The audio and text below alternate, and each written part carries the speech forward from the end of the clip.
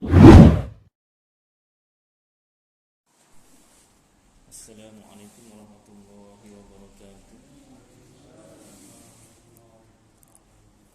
Bismillahirrahmanirrahim. Alhamdulillahi rabbil alamin. Wassalatu wassalamu ala asyrafil anbiya'i wal mursalin wa ala alihi wa sahbihi wa man tabi'ahum bi ihsanin ila yaumiddin. Amma ba'd. Alhamdulillah, kepada Allah Subhanahu wa taala, takdir Allah sejak azali Allah taala lahirkan, Allah taala jadikan kita dapat sama-sama sambung belajar ataupun ulang kaji ilmu fikih khasnya dan ilmu agama yang lain amnya. Seperti biasa, kita mulakan dengan wirdul Imam Ali ibn Abi Bakr As-Sakran daripada kitab Syawarikul Anwar dan juga kitab Barzanji. A'udzu billahi minasyaitonir rajim. Bismillahirrahmanirrahim.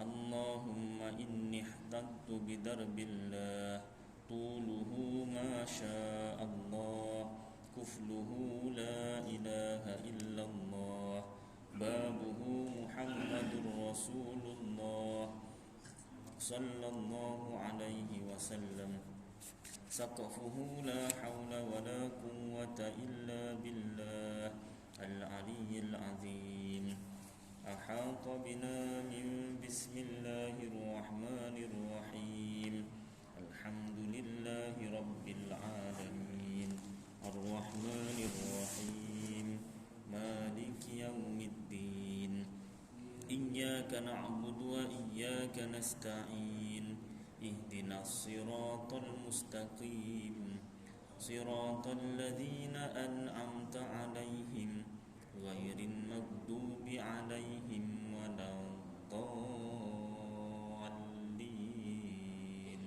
amin. Surun surun sur Allahu la ilaha illa huwal hayyul qayyum la ta'khudhuhu sinatun wa la nawm lahu ma fis samawati wa ma fil ard man dhal ladzi yashfa'u indahu illa bi idhnihi ya'lamu ma bayna aydihim wa ma khalfahum wa la yuhituna bi shay'in min 'ilmihi illa bima syaa wasi'a kursiyyuhu as-samawati wal ard wa la ya'uduhu hifdhuhuma wa huwal 'aliyyul 'azim. Binastadarat kama stadaratil malaikatu bi madinatir rasul bila khandakin wala sur min kulli qadarin maqdur wa hadarin mahdur wa min jami'i syurur tatarrasna billah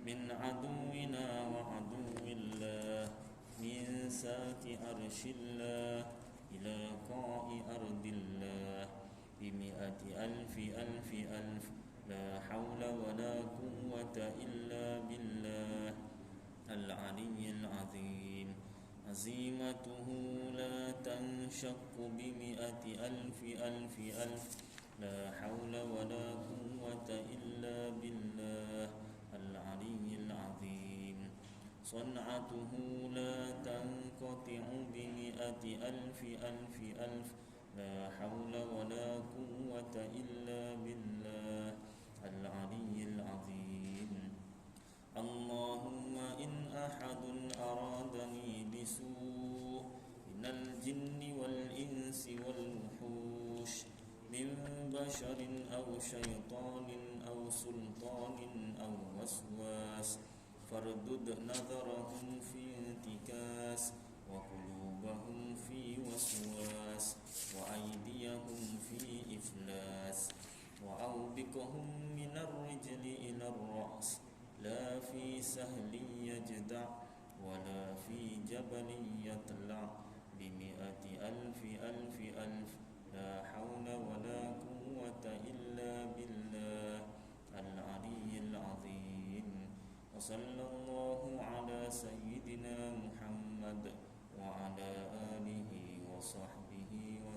wassalam.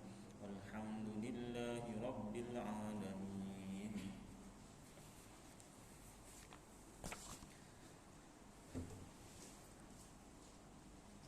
Yang berusaha Tuan Pengerusi Surau Al-Ihsan Kampung Senaran Baru, yang dihormati Tuan Timbalan Pengerusi Surau, yang dihormati Barisan AJK Surau, yang dikasihi tuan-tuan imam, tuan-tuan bilal, muslimin, muslimat yang dirahmati Allah Subhanahu Wa Taala.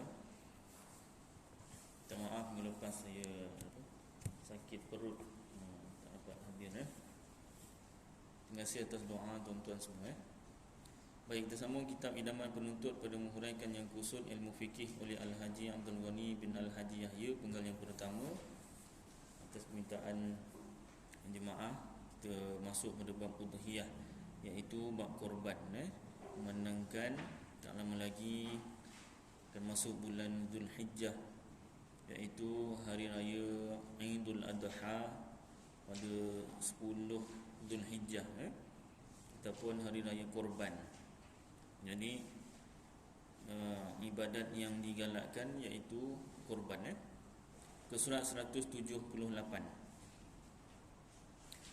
Udhiyah ini kita dah baca banyak kali, ulang kaji lagi kadang lupa. Dan ini mazhab Syafi'i, qaul mu'tamad mazhab Syafi'i. Jadi kalau andai kata mazhab kita Syafi'i ini kita tak mampu nak menunaikannya, dibenarkan untuk kita bermazhab selain mazhab Syafi'i, tetapi kena belajarlah. Baik, kita baca sama-sama. Udhiyah atau korban itu sunat muakkad.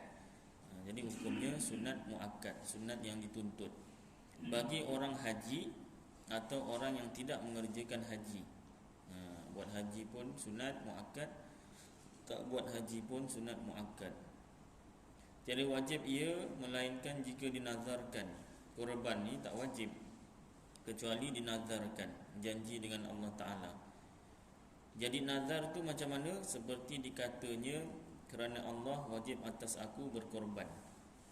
Diwajibkan diri dia berkorban, maknanya berjanji dengan Allah Ta'ala lah nak berkorban. Jadi nazar jadilah wajib, tak sunat lagi. Atau macam nazar, dia tak bernazar tapi macam nazar, macam berjanji dengan Allah Ta'ala. Seperti dikatanya, contoh, ini binatang ini aku jadikan korban. Dia sebut, ini binatang ini aku jadikan korban, tetapi tidak jadi wajib. Baik, jadi ayatnya pendek je macam tu. Jadi kalau dia tunjuk binatang yang nak buat korban tu, dia tunjuk ini, aku nak jadikan korban ini, maka dia jadi nazar. Nazar dah jadi wajib. Tak apalah ustaz, apa masalahnya? Sunat ke wajib ke memang saya nak buat. Saya dah keluar duit dah. Masalahnya pada makan dagingnya nanti. Pada makan dagingnya nanti. Sebab korban sunat asalnya sunat muakkad.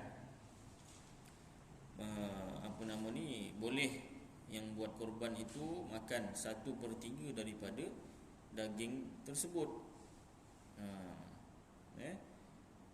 Tetapi kalau sudah jadi nazar, sudah jadi wajib, haram dimakan walau sedikit sekalipun daripada daging korban tersebut. Itu yang jadi masalah ni. Mana boleh, saya dah keluar duit banyak ni ustaz, mahal tahu sekarang satu bahagian. Ustaz senang cakap haram, ustaz pun tak buat korban. Kena pula ustaz tak buat korban, kena patah balik. Ustaz senang nak haramkan orang, ustaz tak buat korban, tak bagi orang buat korban makan daging sendiri. Duit saya ni ustaz. Bukan. Ya, saya nyampaikan aja. Kalau tak nak ikut, ya sukati. Ini bukan kitab saya, bukan hukum saya. Ulama yang gariskan, ulama tetapkan hukum tu daripada Quran hadis. Quran hadis tu daripada Allah Ta'ala. Ya. Awak bukan lawan Ustaz Aidil, awak lawan hukum Allah Ta'ala. Baik. Jangan tengok pada yang menyampaikan Ustaz Aidil memang korban tak buat itulah, memang banyak kekurangannya. Tak. Tengok apa yang disampaikan, ya. Ini tuan-tuan pun ada kitabnya kan, baca sama-sama kan. Baik. Jadi hati-hati. Jangan sebut ini binatang aku nak jadikan korban, ini korban aku, ini itu jangan. Itu sama. Ini itu tak mau. Saya tak sebut ini, tak sebut itu, saya tunjuk je pun tak boleh.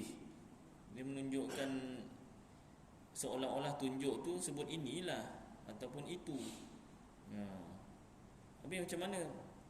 Satu hillah ataupun satu cara nak mengelakkan, iaitu kenapa nak sebut juga ini daging korban? Sebab masa nak milih tu nanti, satu caranya orang yang tak buat korban tak boleh juga, nanti dia pun kena jadi wajib. Dia kena cakap ini lembu nak sembelih. Jadi orang lain yang tanya sembelih untuk apa, dan jangan tanya. Yang penjual pun pendek kata semua kena belajar. Ini mazhab kita Syafi'i, ataupun mazhab lain nanti saya cuba buka kitab Fiqh ala Madhahibil Arba'ah, Madhahabil Arba'ah, boleh beli RM220. Kumpul juga duit. Tahun-tahun kumpul duit kan. Terjemahan dia asal bahasa Arab tu. Itu fikih 4 mazhab, Syafi'i, Maliki, Hambali, Hanafi, ya. Tuan-tuan pun boleh beli. Tuan-tuan lagi lebih berkemampuan kan, boleh baca sendiri. Dia tulisan Melayu, tulisan bahasa Malaysia, bukan bahasa Indonesia, bahasa Malaysia. Keluaran Jaha Besar tu kan. Nanti kita tengok, bandingkan. Kalau mazhab lain tentang korban ni berlainan, memang ada pun berlainan, ya. Baik.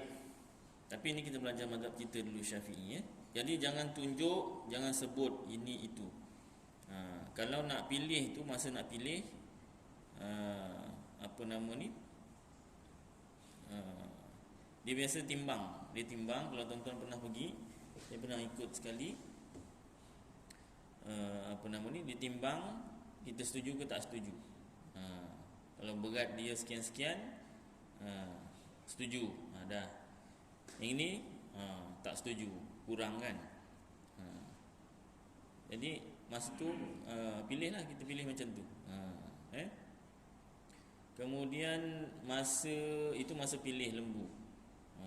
Nanti dah masa letak lembu tu, kalau apa nama, sembelih dekat Masjid Surau lah. Sekarang pun Jawatan Agama Johor dah, satu tak benarkan sebab Covid lah, yang kedua sebab mengotorkan apa nama ni, kawasan sekitar surau masjid. Pasal banyak kali terjadi tak diselenggara dengan baik, jadi bau busuk, atau apa, kotor, bekas-bekas darah apa nama ni, dekat masjid surau tu terganggu. Jadi orang nak beribadat terganggu, jadi kalau boleh bersih dengan cara yang baik, bagus, dibenarkanlah. Jadi sekarang banyak dekat tempat penyembelihan, tak kira lah dekat masjid ke atau tempat pusat penyembelihan. Masa tu pun jangan tunjuk. Nampak tu, yang gitu tu, itulah aku punya tu. Dah gatal pula. Tadi masa pilih dah baik-baik, tak nyebut itu ini. Masa nak sembelih pula nunjuk-nunjuk. Kau punya mana? Aku punya yang tu. Dah seramai-ramai yang korban semua nunjuk itu ini, ya. Jadi nazar, bila nazar jadi wajib haram dimakan kesemua sekali daging, tak boleh ambil sikit pun, ya. Baik. Jadi apa nama ni, kena hati-hati, mulut kita, tangan kita kena hati-hati. Tetapi tidak jadi wajib ketika menyembelih ia membaca Bismillahi Allahumma hadhihi udhiyati fataqabbal minni. Artinya, dengan nama Allah, wahai Tuhanku, ini ialah korban untukku, terimalah daripada aku. Walaupun ia ada sebut perkataan ini ialah korban untukku, kerana sebutan itu dengan tujuan mengambil berkat, bukan niat memberitahu orang. Itu tak apa, Itu masa sembelih, kalau kita sembelih sendiri, udhiyati, korban aku. Kita sembelih sendirilah tu. Baik. Jadi ada setengah ulama kata nak elakkan daripada nazar tu boleh sebut daging untuk disembelih, lembu untuk disembelih. Baik, waktu korban itu mulai dari naik matahari. Bila waktunya? Naik matahari, pagi hari nahar 10 Zulhijjah.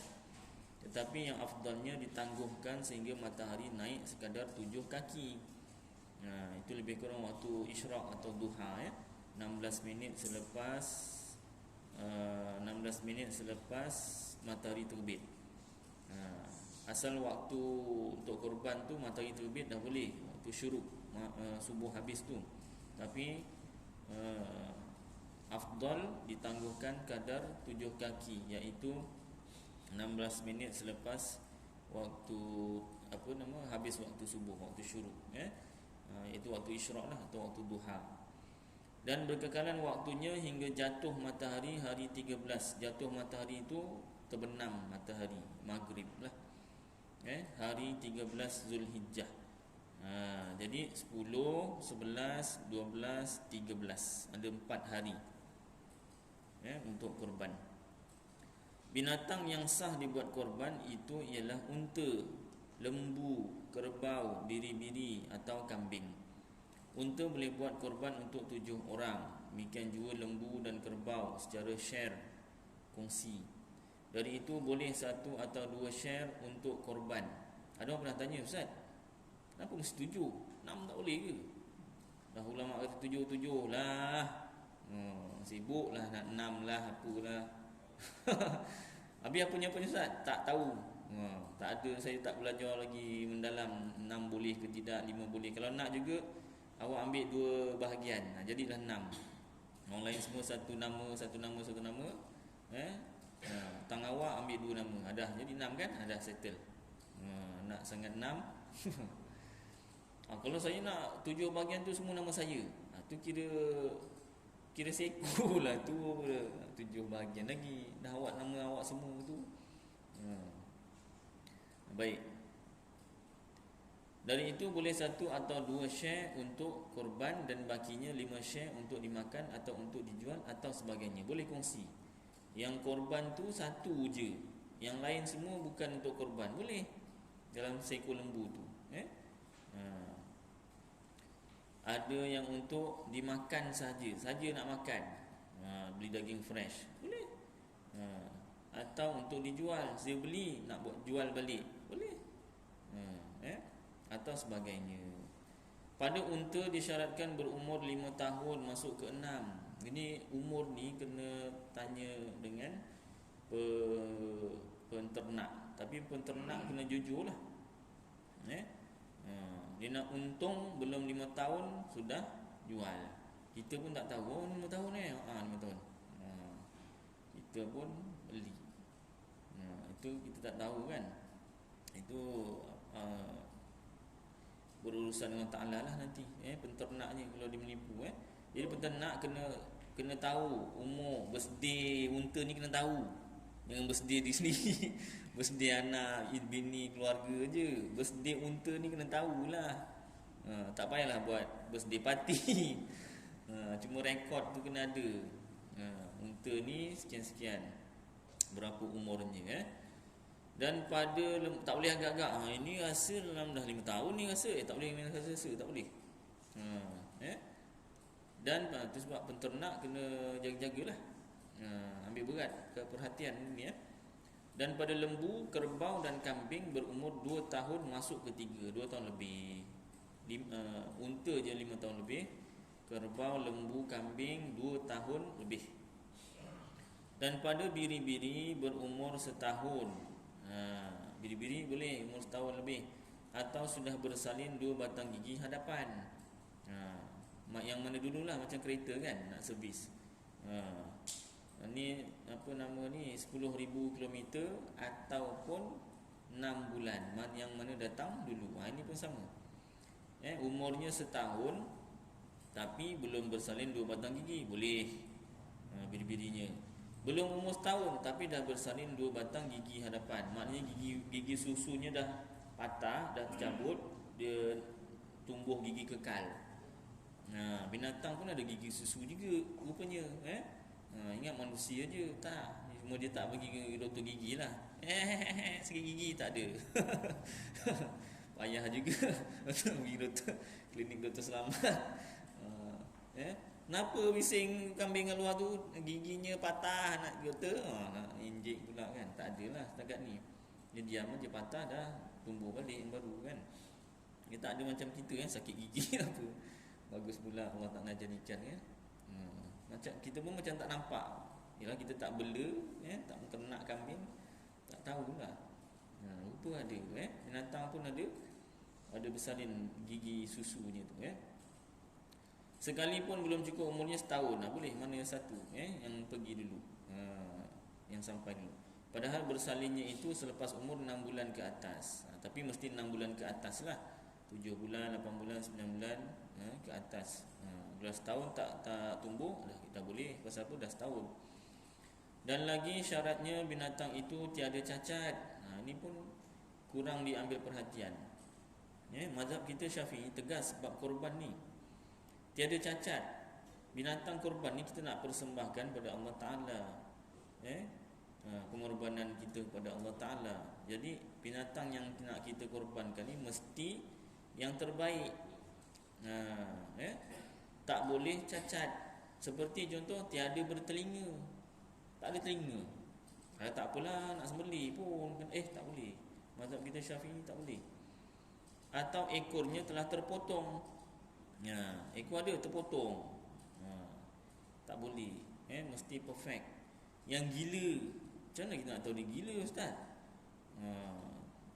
Kena apa nama ni, mengamuk aja ke kan, memberontak aja, gila lah, kena gila. Kodong, dia apa nama ni, kakinya satu tak ada, ataupun tak ada daripada lahir, ataupun apa nama ni, terpatah. Tak boleh. Itu sebab daripada tempat pusat penyembelihan tu, kalau nak dibawa ke masjid ke surau ke apa, pengangkutan pun kena jaga satu. Yang tukang bawa lori tu pun jangan bekas pemandu F1, tak boleh. Dia dah apa nama ni, bersara F1, bawa lori sekali dibawa macam F1 juga dah, sampai-sampai patah semua kaki korban. Tak boleh. Kena memang slow motion bawa tu kan. Sebab pasal apa? Dia tak ada tali pinggang. Tali yang ikat leher tu adalah tali pinggang dia tak ada. Lepas tu dah sampai, turun daripada lori pula pun kena hati-hati. Dia bukannya pandai apa nak, budak aja dia suruh aja tak ngikut. Budaknya turun bas, turun van ke apa, kadang apa nama ni tak ikut arahan cikgu ke pemandu kan. Main turun aja, lompat sana sini. Apa lagi binatang. Lagilah benda baru kan, dia tak pernah lompat turun-turun tangga apa semua tak pernah. Walaupun sediakan tangga tu pun kena hati-hati juga. Kan, walaupun ada tangga, takut dia tersalah step tu jatuh, prap, patah dah. Tak boleh. Boleh caranya, tapi itulah kena jadikan nazar. Nazar dah wajib lah. Kena pula kita nak korban nak korban, tapi mesti nak makan juga daging. Kan, yang paling bagus korban tu tak ambil langsung daging. Tapi nak juga rasa kan. Nak juga rasa, jangan sampai apa nama ni, cacat binatang. Jaga. Inilah pihak pengurusan tak jaga. Ya, kena sama-sama lah. Andai kata 10 pihak pengurusan dah tukar pun patah juga semua kaki, dah macam mana kan, rentor je lah. Baik, itu satu lah. Kemudian apa nama ni, nak jatuhkan lembu, nak tombangkan, dah selamat dah ni, apa nama ni, turun dari lori. Esoknya nak sembelih, nak rebahkan lembu tu, macam-macam cara lah. Ikat perutnya dia, tali ikat perutnya dia macam kedua tu kan, nanti turunlah kaki dia tu. Tu saya gayakan sekali bunyi lembu tu kan. Dia macam senak, senak tu kan, turunlah kaki dia tu. Dia senang jatuh tu kan. Saya tengok ada yang buat macam tu, dia jerut perutnya tu kan. Tapi jangan sampai luka lah. Kena hati-hati. Memang agak payah juga. Ustaz cakap bolehlah cuba Ustaz buat. Dengan badan cekeding macam ni, ya, tendang lembu pun tahu. Ya tak? Macam-macam cara kan. Tapi kena hati-hati. Kalau yang dah jegut perut pun dia tak turun juga Ustaz, memang kebal betul lembu ni. Saya tolak je, tombang kan. Kalau tak patah tak apa, jangan sampai patah. Kemudian dah dapat rebah dengan baik, alhamdulillah. Ramai-ramai ni duduk atas ni. Dia ramai-ramai tapi kena hati-hati. Ramai-ramai prap bunyi. Dah tulang rusuk tu patah. Belum sembelih lagi. Leceh Ustaz. Iya, tapi kena jagalah. Itu sebab pusat penyembelihan tu mesin dah ada siap-siap. Dia berdiri tu sembelihnya. Dia berdiri, mesinnya tu dengan berdiri, dia macam grip sikit lah, tapi gripnya tu tak patah lah kan.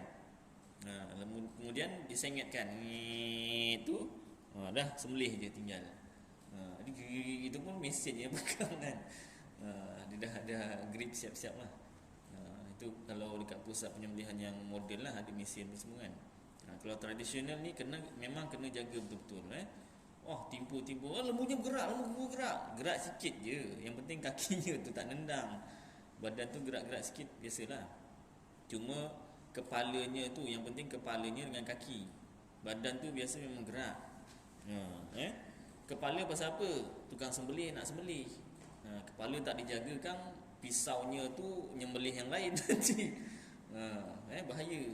Pisau pula pisau mahal. Pisau kena mahal. Pisau kena mahal supaya apa?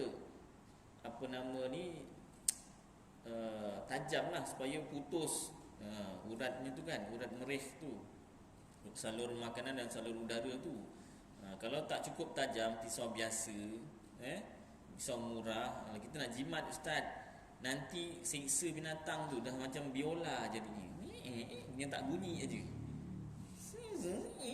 Cuma tak bunyi, ni saya bunyikan.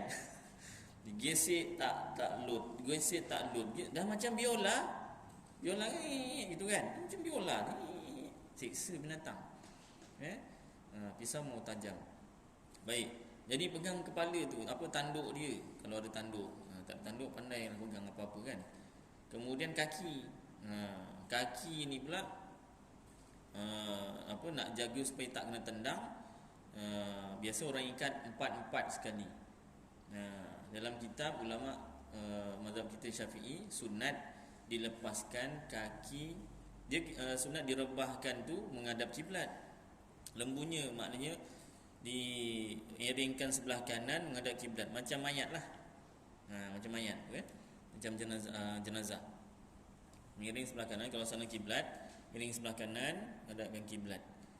Jadi sembelihnya tu menghadap kiblat macam itulah. Sunat kaki kiri belakang, kaki ada 4 kan, kaki kiri belakang dilepaskan, jangan diikat. Jadi yang diikat tu 3 kaki. Dah nanti nendang. Pasal apa? Supaya selepas disembelih tu kakinya tu gerak-gerak, melancarkan darah-darah yang masih ada dalam badan supaya keluar. Kalau 4 kaki digerak gitu aja, darahnya tak keluar, tak banyak keluar. Masih banyak darah kat dalam badan tu. Jadi sunat. Sunat. Afdal lah. Jadi jangan tak ikat langsung. 3 kaki tu ikat sekali ikat, maknanya 4 kaki ikat. Tapi kalau nak cantumkan kaki dengan satu ikatan, jangan 4 sekali, 3. Satu lagi tu ikat juga, tapi jangan cantumkan. Jadi kenapa kena ikat juga? Supaya dapat masa sembelih tu dia tak gerak. Lepas sembelih tu bolehlah lepaskan. Faham tuan-tuan? Jadi kalau ikat 4, nak lepaskan satu kaki tu kan, nak lepas kan, dia masih nendang-nendang tu, lepas dia tendang macam mana? Dah susah. Jadi asingkan, 3 kaki ikat, 1 kaki ikat lain. Jadi masa sembelih tu sama-sama dapat pegang kaki tu. Lepas dia sembelih, lepaskan semua tu, tabur semua. Kaki yang ni kan dia tak terikat dengan 3 ni, jadi dia bolehlah bergerak-gerak lagi. Walaupun ada tali kan. Baik. Itu kalau boleh buat afdal lah, dia cerita yang afdal. Kalau dah tak boleh buat, tak apalah. Ha, baik. Apa tadi ceritanya cacat. Jangan sampai cacat. Kena jaga tu, prosesnya memang agak sukar, tapi yalah, ini namanya korban. Yang gila, yang kudung, sangat kurus. Itu sebab pihak pengurusan kena pilih. Kalau kita sendiri, kita pilih lah. Pihak pengurusan kena pilih yang apa nama, ada isi. Mahal ustaz? Iya, memanglah. Dah namanya nak berkorban, memang mahal.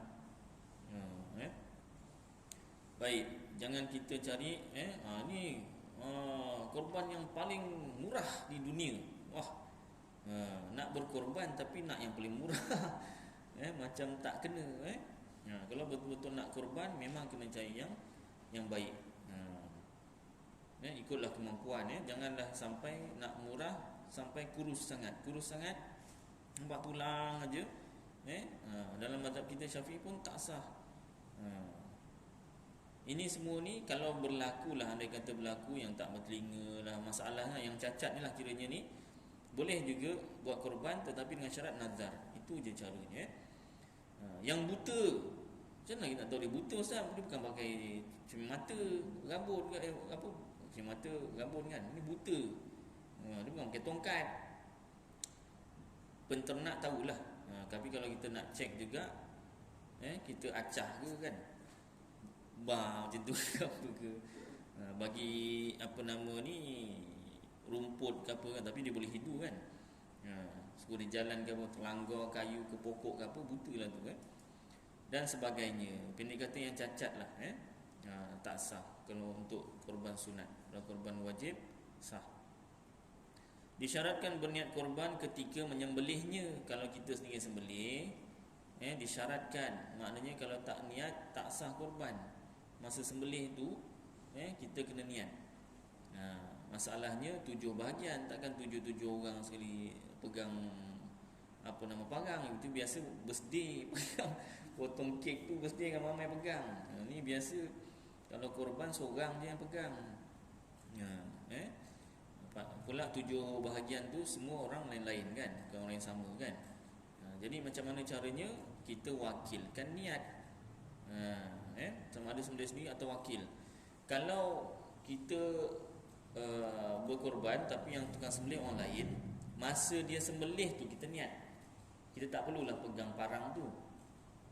Seorang yang pegang, tukang sembelih, kita ada dekat situ, hadir, kita niat. Ni saya nak sembelih ya. Yang buat korban semua niat masing-masing. Jadi niat dululah. Sebelum sembelih tu pun boleh juga niat. Niat. Kemudian sembelih, dikira boleh itu Dan niat ketika memberi wakil. Yang kedua, ada 2 niat ni. Satu niat masa sembelih.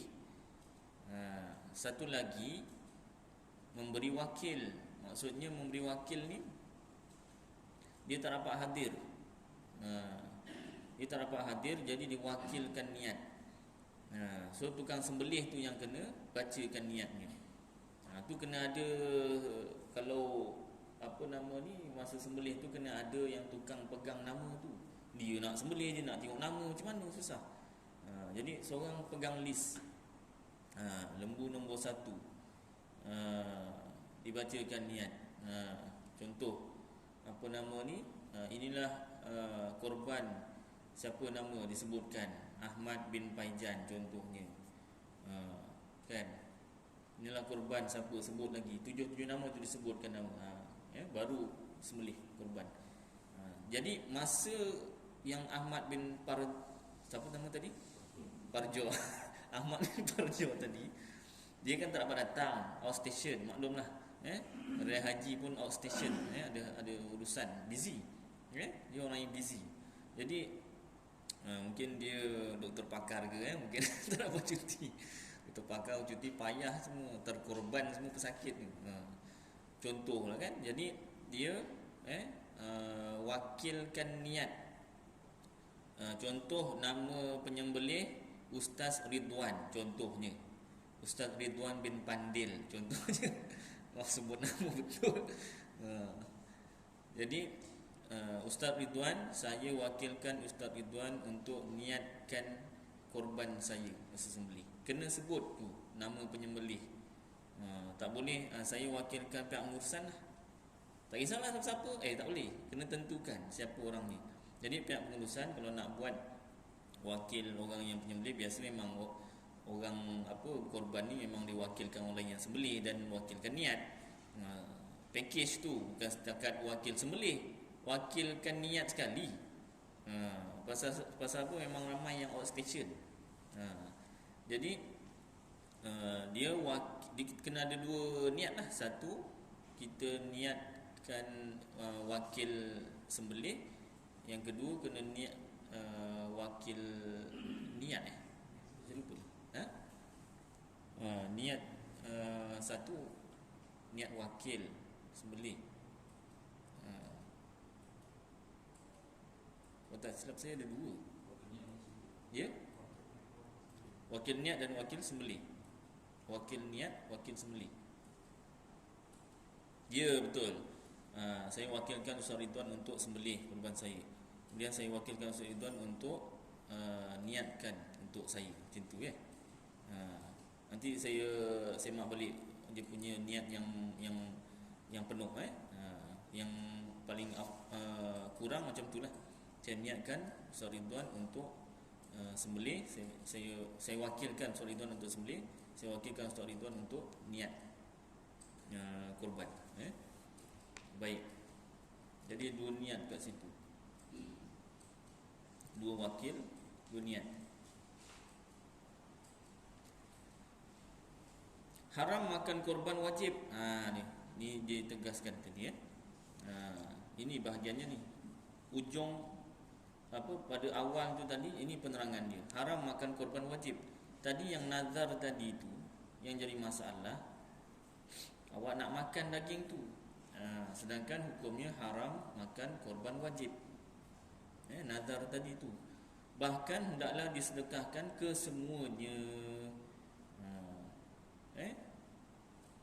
Kalau nak juga, belilah daging lain. Belilah daging lain.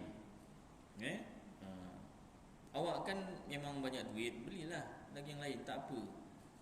Saya nak yang segar, beli daging lain yang segar. Masalahnya. Yang penting daging tu jangan. Kalau tak, haram. Awak makan benda haram, bagi pula keluarga. Awak bagi makan keluarga benda haram. Dan sunat makan sebahagian daripada korban sunat.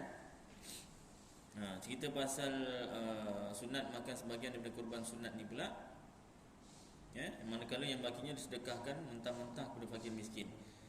Jadi sebahagian tu berapa? Ulama gariskan 1/3. 1/3.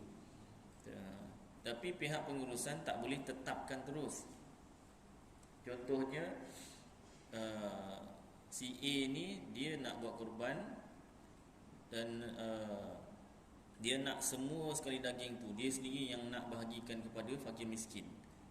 Itu hak dia. Pihak pengurusan tak boleh paksa, tak boleh tetapkan terus. Ini kita dah tetapkan siap-siap 1/3 je yang korban, yang pengorban ni dapat. Yang 2/3 lagi ni kita tak bagi terus lah, kita siap-siap. Tak boleh letakkan syarat lah, asalnya macam tu. Tapi kalau masa dia daftar nama tu, boleh tanya, tuan nak sedekah semua atau nak ambil 1/3? Boleh tanya masa tu, buat bagi pilihan. Atau nak ambil semua, tu kan. 3 pilihan. Satu, sedekah semua. Yang kedua, ambil 1/3. Yang ketiga, ambil semua sekali. Yang 2/3 tu dia sendiri yang nak bahagikan kepada fakir miskin. Jadi dia tumpang nama untuk pihak pengurusan sembelih sahaja. Tu 3 pilihan pihak pengurusan kena bagilah. Tak boleh kita tetapkan terus. Masa dia bagi nama tu boleh tanya. Baik. Sebab apa tu hak dia lah. Kemudian kalau ambil 1/3, yang 2/3 lagi tu disedekahkan mentah-mentah kepada fakir miskin. Jadi ulang balik, fakir tu macam mana, miskin tu macam mana. Fakir pendapatannya contohnya perbelanjaan yang patut bagi dirinya dan ahli keluarganya, contohnya 1,000 contoh, masuklah rumah sewa, kenderaan, makan minum, pakaian, RM1,000 perbelanjaan untuk sebulan. Tetapi gajinya atau pendapatannya 500 ke bawah. 500 ke bawah. Tak cukup lah. Tak cukup. Itu nama fakir. Kalau miskin, satu orang dia punya perbelanjaan yang patut 1,000, pendapatan dia 999 dan ke bawah sampai 500. Itu miskin. Tapi kalau pendapatan dia 1,000, perbelanjaan dia 1,000, pendapatan dia 1,000 tepat-tepat, itu dah dikira kaya. Itu dah dikira kaya. Kalau perbelanjaan dia patutnya 1,000, perbelanjaan dia, pendapatan dia atau gaji dia 1,000 RM1, dia dah lebih daripada kaya lah. Itu pun dah dikira lebih daripada kaya. Baik, itu hukum fakir, miskin dan kaya dalam kitab lah. Dalam kitab Matala'ul Badroin pun ada sebut bab zakat. Baik, jadi kena cari. Sini banyak ibu tunggal. Tak semestinya ibu tunggal tu fakir atau miskin. Tapi kalau dia tak ada gaji tapi hartanya banyak, macam mana ustaz? Dia macam arwah pakcik saya kan, dia apa nama ni, dia punya KWSP 1 juta. Tengah proses keluarkan. Tu kerja, saya kira-kira juga berapa tahun kerja ni dapat 1 juta. Tak tahulah. Jadi macam mana Ustaz kalau berjaya dikeluarkan tu kan, macam mana nak kira tu? Dia kira dia tak kerja, bininya dah tak kerja dah. Memang sejak suaminya ada masih hidup tak kerja.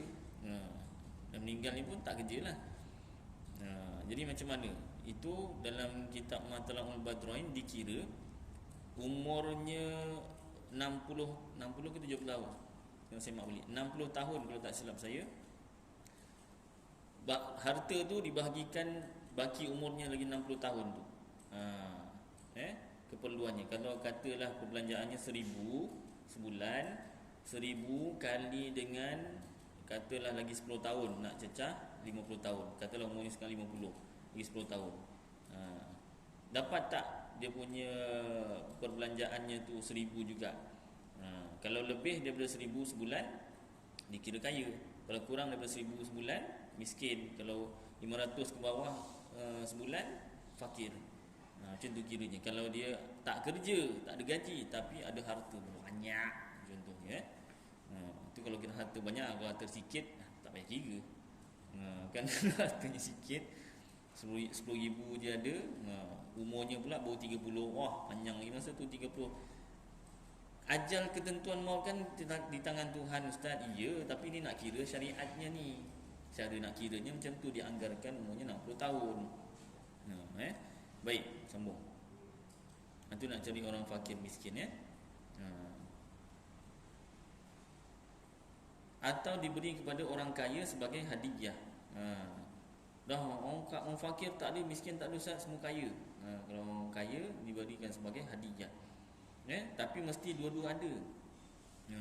Kalau semua orang tak ada, semuanya kaya, kena cari kampung lain. Atau satu kampung semua, satu daerah semua dah kaya, negeri lain. Satu negeri kaya, negara lain. Mesti ada wakil yang fakir atau miskin tu. Tak boleh semuanya untuk orang kaya sebagai hadiah. Baik. Bila telah diterima oleh fakir miskin, jadilah daging itu hak miliknya. Kita dah bagi orang fakir miskin ni, itu hak milik dia. Dia boleh buat apa dia punya suka. Nampak? Ayat kitab senang je. Dia boleh buat apa dia punya suka. Jangan pula ni aku nak pesan kau aku dah bagi daging ni, masak makan, jangan jual pula. Sekati dia lah. Dia dah mesyuarat dengan bini dia, dengan anak-anak dia semua. Kita ni daging kita dapat ni mahal. Kita pun bukan pandai sangat makan daging ni. Nak masak pun tak ada gas. Nak masak gas tak ada. Jadi ayah cadang ni cadangan ayah lah. Tak tahulah kalau apa korang setuju ni kita jual. Kita kita belilah nasi, makan nasi dengan garam pun jadilah. Nasi tak ada kita ni, daging je dapat ni. Kan, mana ada orang korban bagi beras, orang korban bagi daging. Apa pendapatan korang semua, pendapat korang semua? Setuju, setuju, jual. Jual balik pula dengan tukang yang bagi tadi. Bang, jangan balik dulu. Belum sempat balik lagi. Saya nak jual, berapa harga? Berapa harga, berapa abang nak beli kan? Tapi kalau hak milik dia, dia nak jual, ikut dia lah. Kan? Ni saya nak jual balik. Kalau ditimbang balik harga tu, katalah 100, dia jual 200. Dia hak dia. Tak nak beli dah, saya cari orang lain. Hak dia. Daging segar, pergi tepi jalan, jual kan, 200. Ada berhenti datang beli kan, hak dia. Dia boleh buat apa dia punya suka. Sama ada hendak makan sendiri, kan biasa orang makan, atau diberi orang. Dia dah dapat, dia bagi kat orang pula. Engkau kenapa bagi kat orang, aku dah bagi engkau. Hak dia. Atau dijual, mak boleh jual. Bukan semua orang senang macam kita kan. Atau sebagainya. Orang yang punya korban tidak ada hak meletakkan syarat apa-apa kepada fakir miskin itu. Tak boleh letak apa-apa syarat. Dah nama pun kita korban kan, bagi orang dah.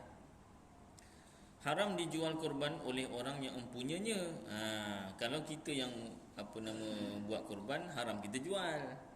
Fakir miskin tadi tak apa, dia penerima, kita yang tukang buat.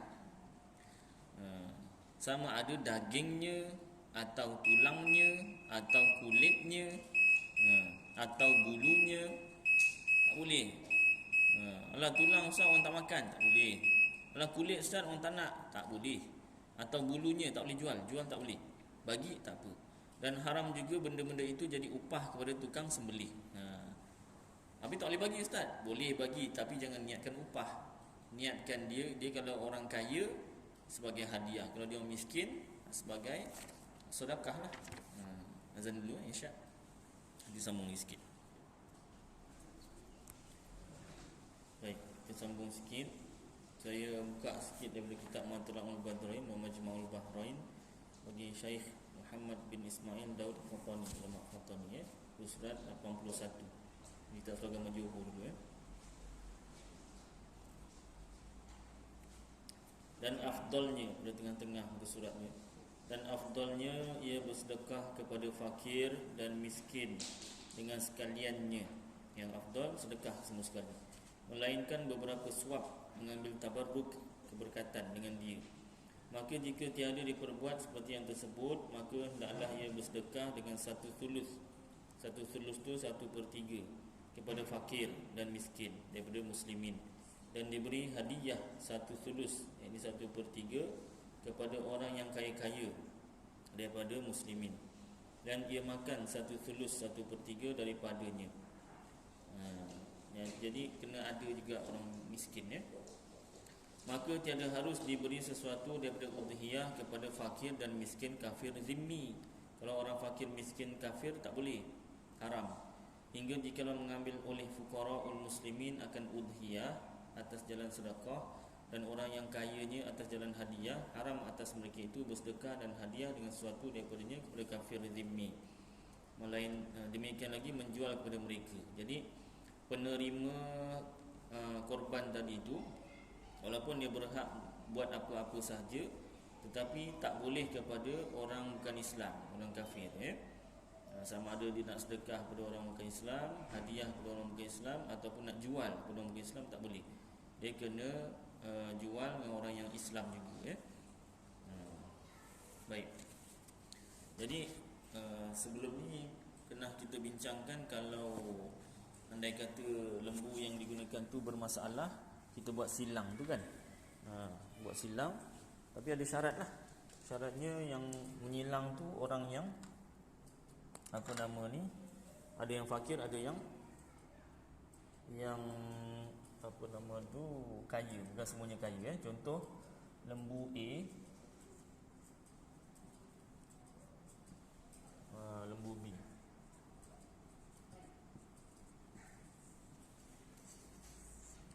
Jadi orang yang korban lembu A ni ada 7 orang.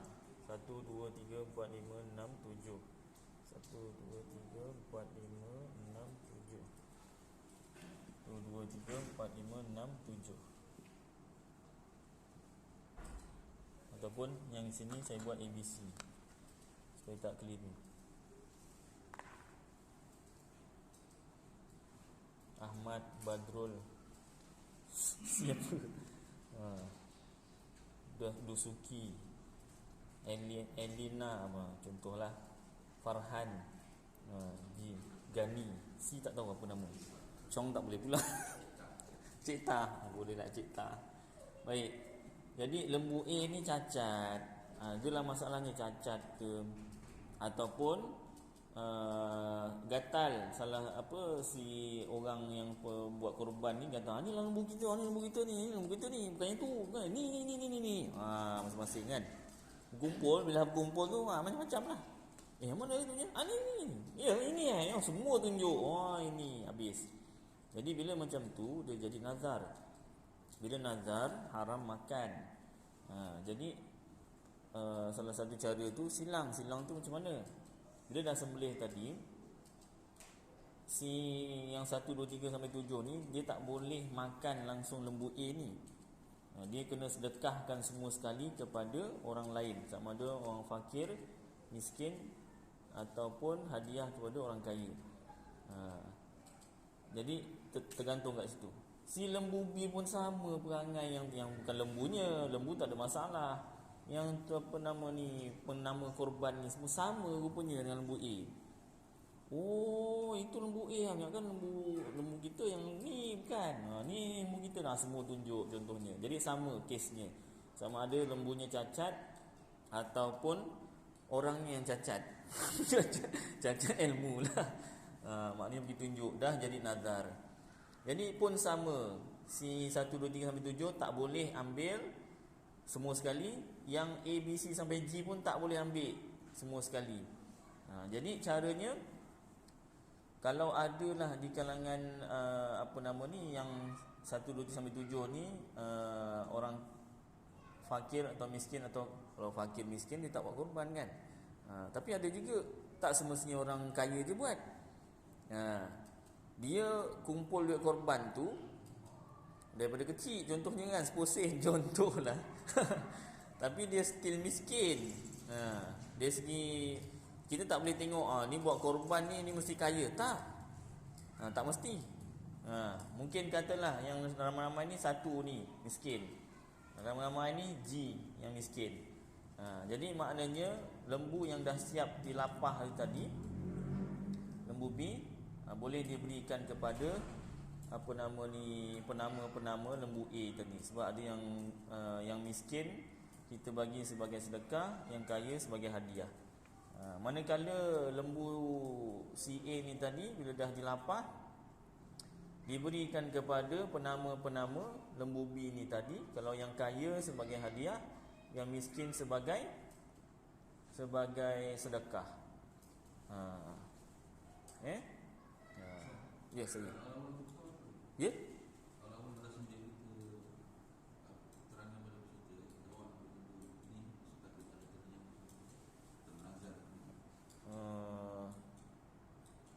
Awal-awal tukar. Yalah. Kita tetapkan terus kan. Kalau itu sebenarnya agak payah juga, sebab apa nama, hak dia kan.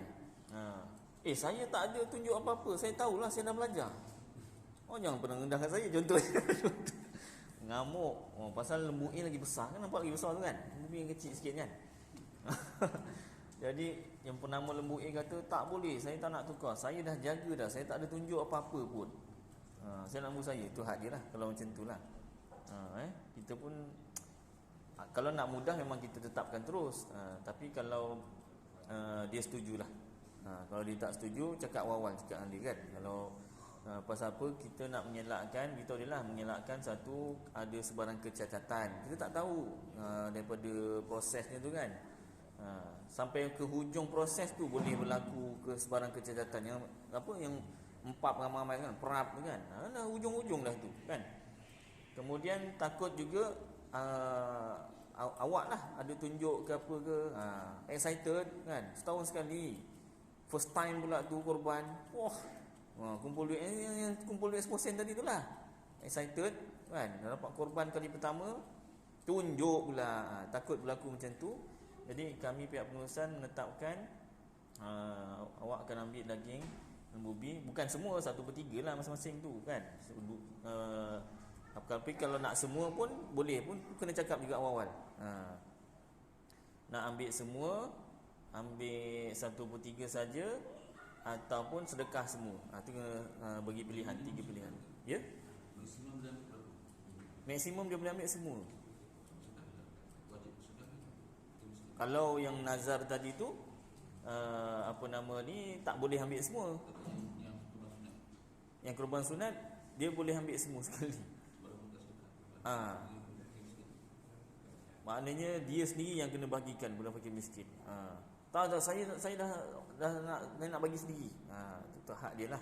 Andai kata macam tu kan. Tapi itulah macam doktor pernah cakap kan, kalau macam tu tahun depan awak buat sendiri, sembelih sendiri. Sembelih sendiri, bagi ini sembelih dia sendiri. Lepas tu nak bagikan fakir miskin, bagi sendiri pula kan. Yang hutang sembelih, lapah semua minta tolong masjid. Ya tak? Baik. Jadi kena timbang rasa lah. Kalau boleh penama korban pun kena bertolak ansur dengan pihak pengurusan. Pasal kita nak buat ibadat kan, jangan sampai ada menyakitkan hati kan. Jadi yang pertama pihak pengurusan tanya, kalau dia tu korban sunat, bagi 3 pilihan tadi, ambil semua 1/3 ataupun sedekah semua.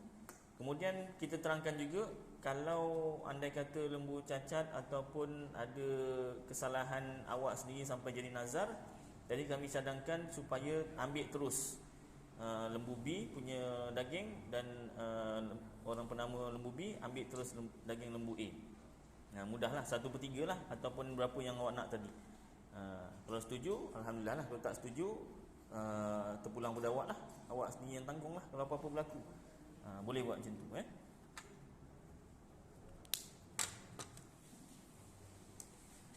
Itu sebab yang nak buat korban pun kena tahu, yang pihak pengurusan pun kena tahu, barulah lancar. Baik.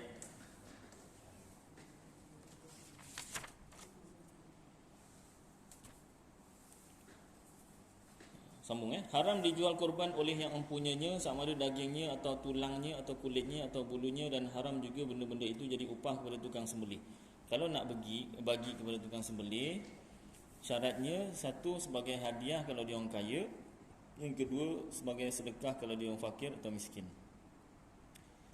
Baik, tiada sah diperbuatkan korban bagi orang yang hidup melainkan dengan izinnya, kena minta izin. Kecuali bapa atau datuk harus membuatkan korban untuk anak dan cucunya daripada harta bapa atau datuk itu sendiri. Ni bapa nak buatkan korban ni, tapi pakai duit kau lah. Tak boleh bapa. Dalam kitab kata tak boleh. Ya tak boleh. Kalau bapa nak buatkan untuk saya, dengan duit bapa.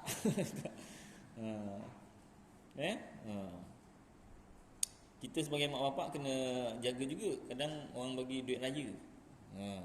Ni duit raya anak kau dia dah bagi siap-siap, dia cakap tu. Kumpul 500. Kan? Itu duit anak tu. Tapi ada juga setengah ulama kata duit anak, duit mak bapak. Jadi saya pegang yang ulama cakap, yang ustaz cakap kemudian tu. Pasal dah ada ulama cakap macam tu, saya pegang yang itulah. Baik. Atas budi bicara lah. Tiada sah diperbuatkan korban untuk orang yang sudah mati. Tak sah kecuali ia ada berwasiat. Ketika itu baharu sah diperbuatkan korbannya. Bila sudah diperbuatkan, wajib disedekahkan ke semua sekali. Kalau yang kita buatkan orang punya ni, kena sedekah semua. Orang yang membuatkan itu tiada boleh makan bagi dirinya atau orang-orang yang dalam tanggungannya keluarga, kerana dalam hukum tidak diluluskan seseorang itu bersifat memberi dan dia juga bersifat menerima. Baik. Jadi cukuplah kadar ni serba segi saya.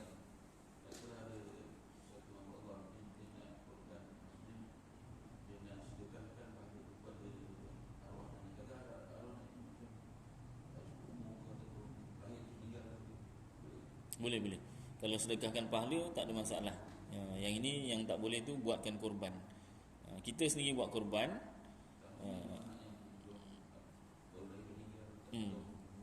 Boleh. Boleh. Walaupun sebenarnya anak tu insya-Allah lah ahli syurga. Dalam kitab Al-Jauharul Mahub disebutkan orang yang anaknya meninggal dunia, anaknya dah hidup ni dah besar tapi belum balik, meninggal dunia, apatah lagi kalau masih dalam perut gugur, dia di akhirat besok Allah Ta'ala perintahkan supaya malaikat bawa masuk syurga. Tapi dia sampai kat pintu syurga, dia tak nak masuk. Malaikat tanya, kenapa ni? Kami tak nak masuk selagi mak bapak kami tak ikut kami masuk. Allahu Akbar. Memang ada dalam kitab Al-Jauharul Mahub hadis tu, anak yang meninggal dunia ketika kecil, insya-Allah ke akhirat nanti dia akan minta Allah Ta'ala dia nak masuk syurga dengan mak bapaknya. Jadi bersabarlah. Tapi ada syarat. Syaratnya kena bersabar, redha dengan takdir Allah Ta'ala. Itu yang payah tu. Ustaz bolehlah, Ustaz tak kena. Biasalah ayat macam tu kan. Tapi takkan kita nak cakap macam mana kan. Memang itu nasihat yang kita kena cakap. Sepupu saya ada anak dia meninggal, dah lahir setahun pun kan. Memang ibulah biasanya yang susah nak melupakan. Dia yang ngandungkan 9 bulan kan. Lahir-lahir tak bercakap lagi, nangis-nangis gitu aja meninggal kan. Memang berat. Tapi ingatlah, kalau sabar dan redha dengan takdir Allah, insya-Allah pahalanya macam tu kan, besar. Jadi yang soal nak kita hadiahkan pahala kepada anak walaupun belum besar, boleh. Walaupun dalam perut lagi gugur, boleh, dibenarkan, tak ada masalah. Cuma kalau yang kita nak buatkan korban orang yang dah besar, dewasa, dah meninggal dunia, tak sah. Jadi kita buat korban, kita niatkan pahala pada si mati. Itu boleh. Baik, cukuplah kadar ni beberapa perkara tentang korban. Mudah-mudahan apa yang kita baca bersama jadi bermanfaat untuk saya dan tuan-tuan, dapat kita amalkan dan sampaikan insya-Allah. Aku qauli hadza wa astaghfirullahal azim li wa lakum wa lisairil muslimina wal muslimat wal mu'minina wal mu'minat fastaghfiruh wa ya fawzal mustaghfirin wa ya najatat taibin. Wa sallallahu tabaraka wa ta'ala ala khairi khalqi sayyidina maulana Muhammad wa ala alihi wa sahbihi wa baraka wa sallam. Subhana rabbika rabbil izzati amma yasifun wa salamun alal mursalin walhamdulillahi rabbil alamin. Taqabbalallahu minkum.